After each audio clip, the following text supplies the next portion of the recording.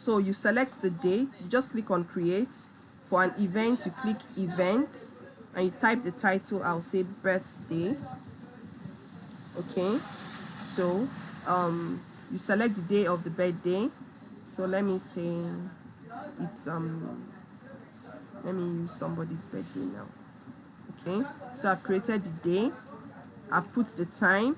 If you want it to repeat, fine, just like we did in our scheduled call, you can put it to repeat.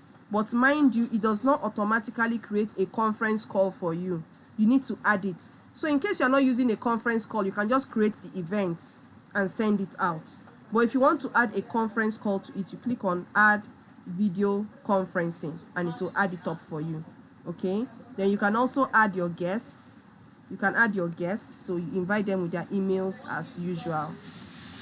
You can invite them with emails as usual and they will get that invitation.